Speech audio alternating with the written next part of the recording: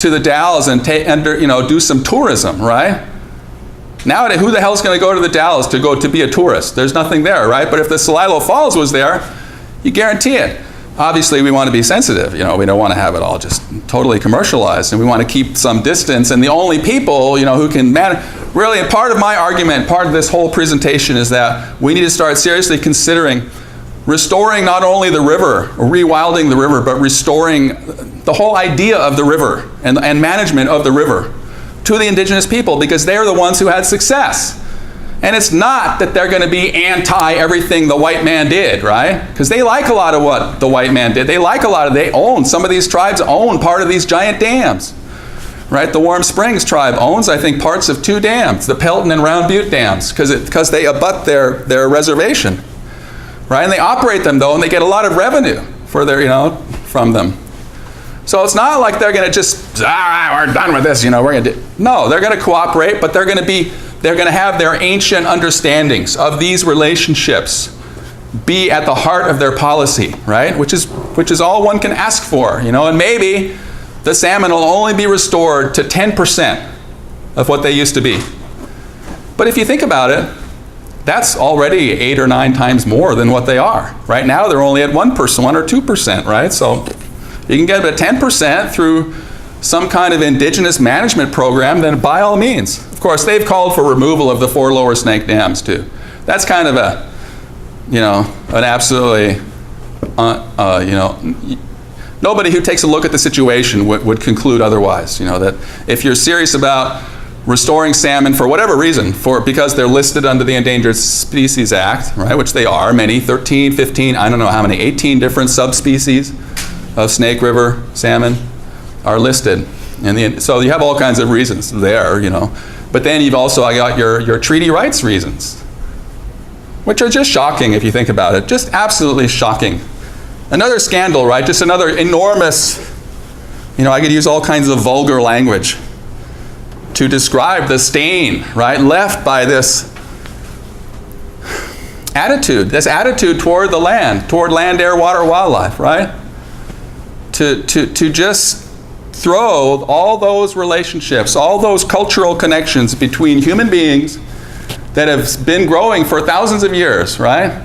And have been thriving for thousands of years, to just say, all right, man, we're going to flood all this. We're just going to submerge it all under 40 feet of water, even though it says on the piece of paper that, that you have a right to harvest fish at all your usual and accustomed places. So what do they say? Well, your usual and accustomed place is still there. It's just way under the water. You still have it. You still have your rights, right? Which is a very bizarre way of thinking. It really is a very strange, metaphysically very conflicting, and you can't live with that, right? So anyway, but that's what's going on. And there are all kinds of reasons to take out the Dalles Dam. And then once you start talking about that, though, then the people who really just want to focus on the lower snake dams, they start thinking, that's too much. And of course, then you could talk to other people who say, no, that's not enough, because really, if you want to restore the fishing sites, you have to take out Bonneville Dam too. So these are all things worth thinking about, and they do seem to be policy implications of many of the environmental ethics that we've studied all term. And that's how radical they are. And maybe that's an indication of how different the relationship we have to cultivate really is, right? With biota and eco, than the relationship we have now is deeply corrupt, founded on all kinds of errors, metaphysical and empirical errors. So, by the way, would anyone conclude, having viewed this kind of activity, which Lewis and Clark did, for example, would anyone conclude that the indigenous people of this region did not mix their labor with the land and therefore had no title to it? Is that a reasonable conclusion to draw from an empirical observation of what we just saw? Probably not. They seem to be mixing their labor with the land. And according to John Locke's theory of property, which is our model, Western model, historically, that's what courts have always appealed to. This theory of property, which is kind of accepted as the correct theory of property. How do we get property? We get property by mixing our labor with a natural object. And once we mix our labor with a natural object, then we gain title to that. So if we put a fence, if we come along and nobody else is doing this, and we put a fence, or we cut down some trees, then they're ours, right? Or we now own what we fenced off. Whereas the argument is that the New World, there was no title, right? Because you cannot have title under this Lockean theory of property. You cannot have title unless you, as a culture, have been mixing your labor with the land. And these wild Indians, right, these wild savages, never did that. So there was no title. And so, lo and behold, what does that mean? That means title came with the sovereign, with the king of England, in this case, or the king of France, or the king of Spain. Those are the three dominant Western European powers that at various times asserted title to North and South America, and Australia, and those other parts of, so there was no title, and that means that the native inhabitants didn't have title. All they had was use and occupancy rights. Now, I'm leading up to my lecture on, I don't know how much of social ecology we need to go over, but I'm leading into my lecture on indigenous fishing rights, all right? The theory was that the indigenous people of the Pacific Northwest, go back to let's say 1845 or whatever. The Stevens Treaties are 1854 and 1855, all right? Isaac Stevens, who's the territorial governor of Washington, rides around on his horse with about 12 or 15 other men on their horses, and they ride around and they cover a great distance, and they talk to many different tribes and bands of bands of indigenous people around the Puget Sound area, or the Salish Sea area, right, including on the Olympic Peninsula and all those very rich salmon rivers up in there, and then also in the mid-Columbia, the area that we're most concerned about. So they negotiated these treaties, as they went around, and they got signatures on these treaties, and these treaties were thought to just kind of eventually, fairly rapidly, become obsolete because the indigenous people were going to die off, or they were going to be assimilated, right? And the treaties it's very soon, I believe this is what they thought, would become obsolete. But they never did. They never did become obsolete. But the idea was that Governor Stevens had to go around as the representative of the United States government to extinguish the use and occupancy rights of the indigenous people who lived there. The indigenous people who lived there didn't have any title, right? And that goes back to the Marshall Trilogy, these famous Supreme Court decisions in between about 1820 and 1835 that resulted in the forced relocation of all the indigenous people in the Southeast, and the Cherokee and the Choctaw. Anyway, according to those decisions, indigenous people don't have title because title requires some kind of cultural mixing of human labor with the land. I don't know if they actually cited that, but that's what the legal theory is based on, right? But they did have, and so Isaac Stevens did have to go around and deal with these people, right? And they ended up negotiating settlements. They ended up insisting on certain language in these treaties that ended up having a lot more power and significance than Isaac Stevens or his people, his lawyer that came with him, ever imagined it would have. All right? But I start out, let's see, I've got all these photos, right? You can just spend hours looking at all these ancient photographs, well, not ancient, but historic photographs of Celilo Falls.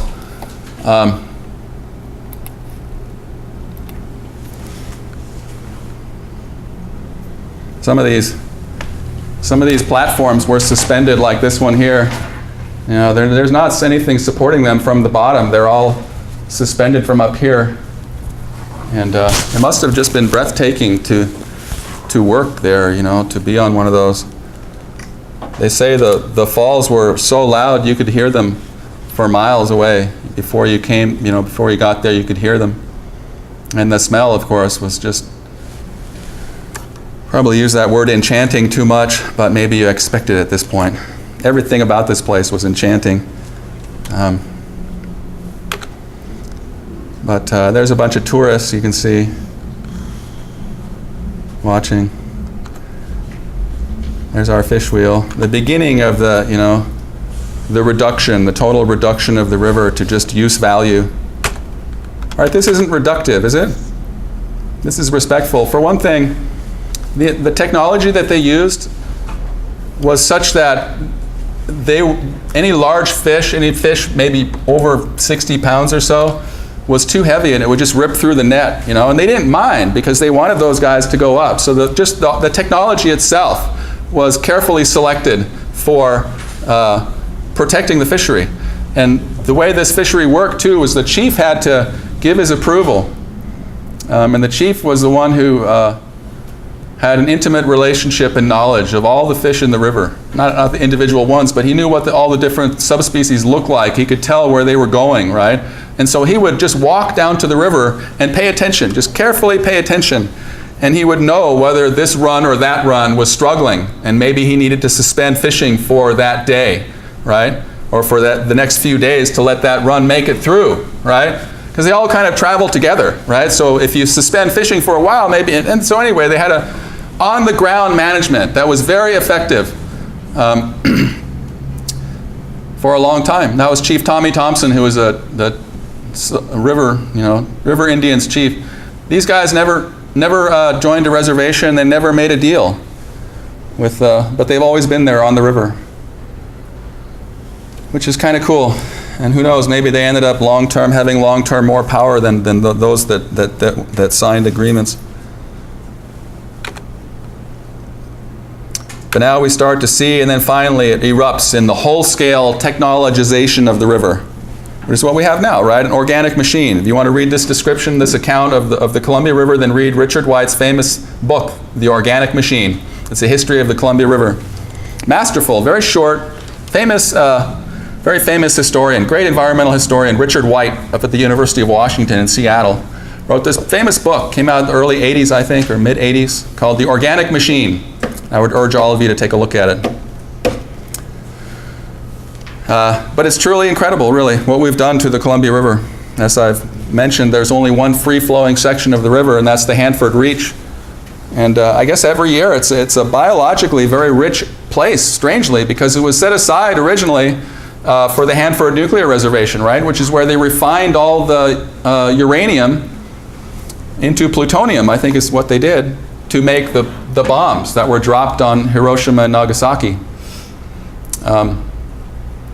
And as a result, they needed cold water. And so they just pumped billions and billions of gallons of water right out of the Columbia River to run their reactors. And anyway, as a result, they couldn't build a dam right there. But they had a dam all picked out. It was going to be Benjamin Franklin Dam was going to be the name of that dam. And then the whole river would have been. And now, though, that the Hanford Reach was left alone, it's biologically very rich. And to me, this indicates what we could do with some small adjustments, mainly in just the flow regime of a river, to evidently several hundred thousand, an average 300 to 400,000 adult Chinook spawners are counted, right? Biologists go out and count them every year, and the whole floor of the river basically, is just covered with spawning adult Chinook salmon. And then we could do that. And I imagine that's what the lower Snake was like, and that's why it's such a valuable habitat. And I would imagine that's what its tributaries, right? They say 40% of Columbia basin-wide Chinook historically came out of the Snake River and its tributaries. So that's why, of course, people emphasize if we're going to do one thing, to benefit, or four things, if we're going to do four things, then we should remove those four lower Snake dams, right? Because of all the different things we could do with relationship to salmon and power and all that stuff, that's the one thing that we could do that would do more than anything else, right? In fact, we have to do that if we're serious, right? We can do all these other things, which is good. We should do all those other things, restore habitat upstream, clean things up, get pollution out of there, maybe build some more spillways or find a better way to get the salmon. That's what's killing them. Right? There's no way for a juvenile salmon to safely cross a dam, okay? That's what's killing them. That's what it all comes down to. There's no way for them to do that. Now, if they retrofitted dams, they might make it a little bit safer, but it's never going to be safe for a juvenile salmon. Of course, for every adult salmon that goes up to spawn, you have to have, what, 1,000, 10,000? Juvenile salmon make it safely down to the estuary, right? If they're not making it safely down, how are you going to get any to come back up? They're not going to exist, right? So anyway, that's of course what the management problem is in the Columbian Snake River. It's never been about up-migrating adults, because they have fish ladders that work. They don't work very well. They work all right. They're adequate. But that's not the big deal. The big deal is, how do you get the down-migrating smolts safely across the dams? And there's no way to do that. So that's why we just have to take them out. And they're obsolete. Isn't this obsolete? People 50 years from now will look at this and they'll just shake their heads. They'll be like us looking at some goofy people in the 30s or 40s. Right? We're goofballs, right? That we do stuff like this. Aren't we? I don't know. It looks kind of goofy to me. Just some Rube Goldberg, especially when you realize that what they've had to do is they've had to make sure that they keep that remnant biological function going, right? And that's the fish ladder right here. I believe that's what that is. That's that fish ladder that comes up like that. I think there might even be another fish ladder. I think this is the Dalles Dam, and I'm pretty sure it has 2 fish ladders. I'm not sure where the other one is, but anyway. And that, of course, itself added hundreds of millions of dollars to the cost of this dam, which is extraordinary, right? That we want to have both. We want to do this, but at the same time, we want to preserve the salmon. And for a long time, they told us that we could do that no problem, and then we realized, well, we can't.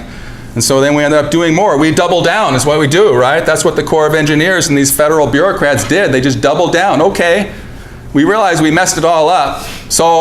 And we realized that these fish ladders that added hundreds of millions of dollars to the cost of the project, we realized that was kind of throwing bad money after whatever that term is, right? Throw good money after bad, right? So let's throw some more good money after bad by installing these these giant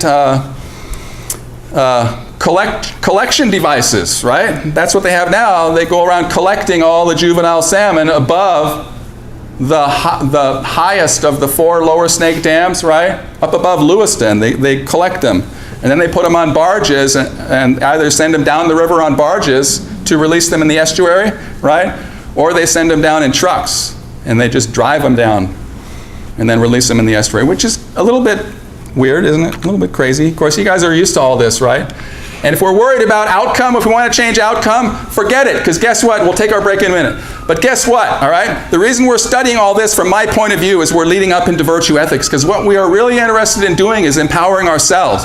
What we're really interested in doing is empowering the ecology of ourselves. Each and every one of us has his or her own ecology, right? And that's where we can make a difference. Most of all, right? As political beings, we have hardly any power at all because our political system is so deeply corrupt, right? So we throw up our hands.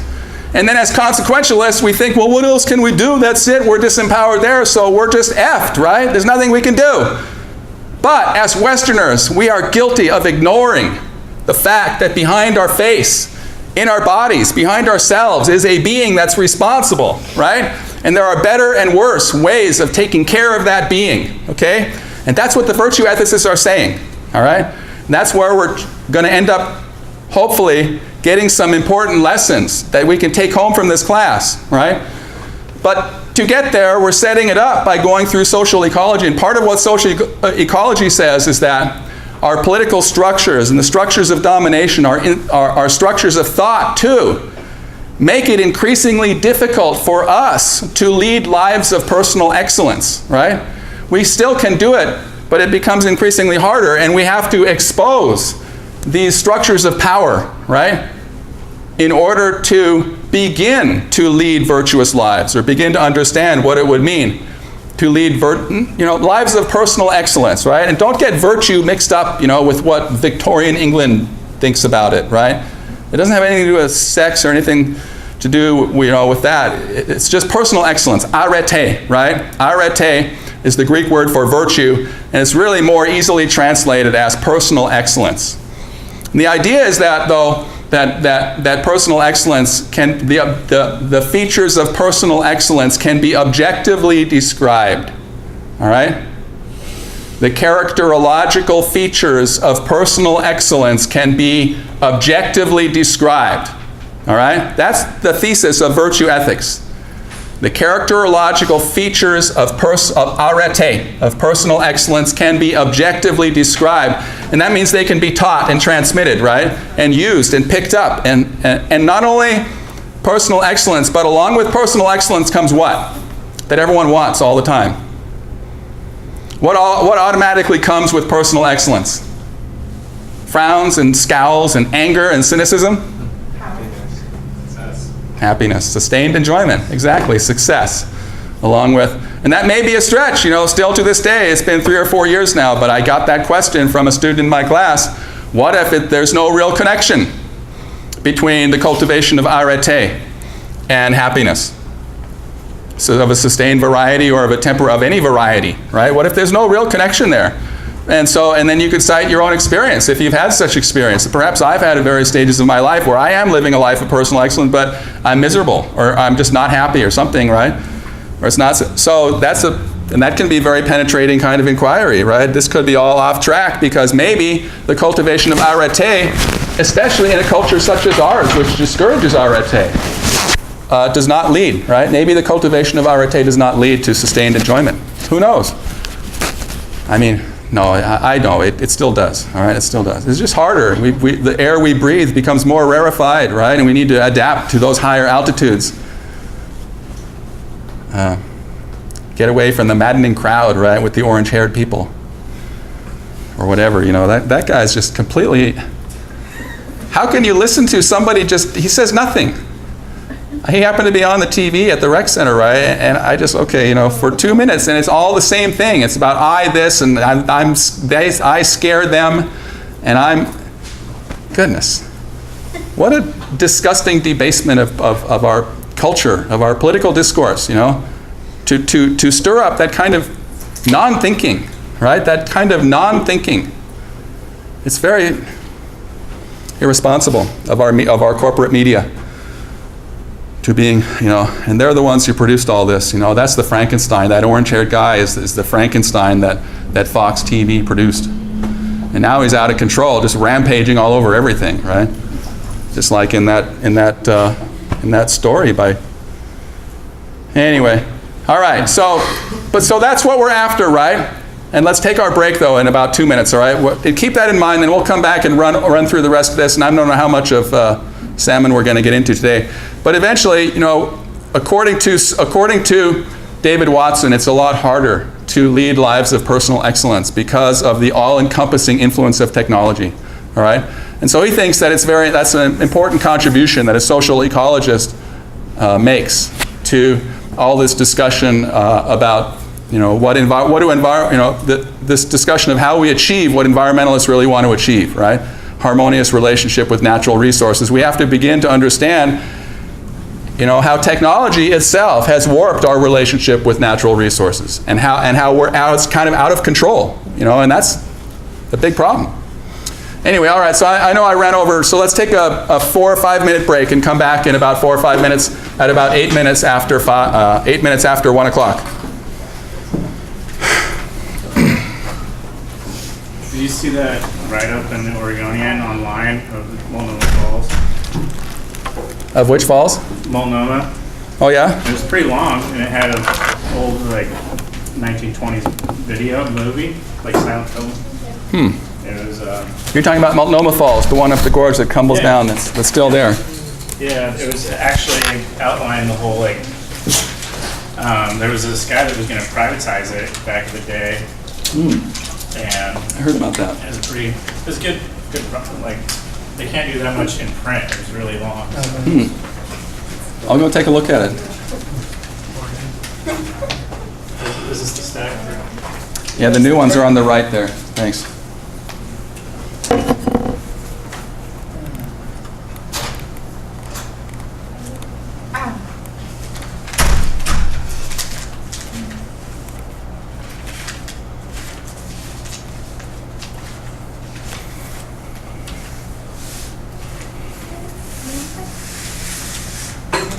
Some of them got out of order. So what about the Native Americans trying to build casinos and whatnot along the gorge? Didn't they have one just right below Bonnewell that they were going to build, and then that got canceled? Isn't that a westernization, corruption type deal that you argue for? Well, that's where we want to keep our environmental ethics distinct from our identity politics, right? I mean, that stuff's going to go on. Yeah, I had a hard time filtering hearing you, like, not thinking about the identity politics of it. Like, because I mean, from my perspective, it seems like they really not necessarily liked what the white man did, as you put it, but they did it because they needed to. They needed to merge. They needed to be able to sustain themselves in their own communities to participate in those. Of course. They've been co-opted. My point was just that that there shouldn't be a fear that tribal control of natural resources is going to result in something dramatically different than we have now. Makes sense. Yeah, what you said makes sense.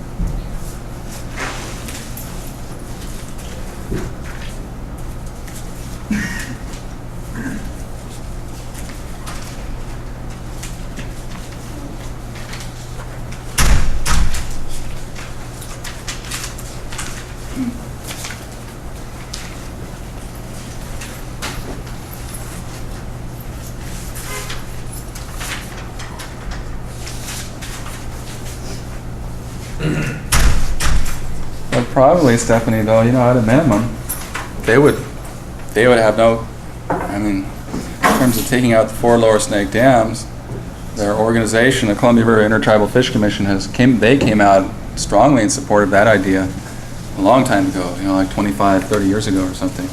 Yeah, I don't know So- a lot. So now what they would say about a proposal to remove the Dalles Dam, I don't know. But they would probably just want to look at it and determine exactly how much flow rate needs to be increased, and if one of these other dams, besides the 4 Lower Snake dams, is still making the river too slow, right? It's just not ecologically feasible, to achieve, say, a 10 or 15% increase, to get back to 10% of what it used to be, let's say, if that's their goal, right? And they can't do it unless the flow rate is increased by taking out the Dalles Dam, they might be in favor of leaving it in. I don't know. I don't know. But it's hard to imagine that, though, because that's the one that's submerging their holiest of holy sites, right? The most sacred of all these fishing sites are the ones that are around Salado Falls. So, but they probably don't want to push that either. They just want to see the river generating more salmon. At this point, that's politically the most they can hope for. Yeah, and the generation of now and the generation of then is so different in the way they see things and do things because they're so separated from what they were originally before we were colonized. So it's. I don't know, I just don't think initially they really liked it. The story that says we're better off with the Dalles Dam than we would be without the Dalles Dam, we're better off with the Dalles Dam than we would be with Celilo Falls, that story has mythological foundations that are undeniable, and you can't just, scientifically, it seems to me that the case could be made by enlightened economists and ecologists that removal of the Dalles Dam would benefit society in jobs, in, just in raw economic terms, would benefit society. So what does that mean? If that's the case, obviously you're going to have other people who are going to muster different kinds of facts and say, no, this is going to be devastating to our economy. And that seems to be the mainstream non-indigenous view of the people in the Dalles. They like their dam. They're proud of their dam. And they want to keep it. So, Do we know very much about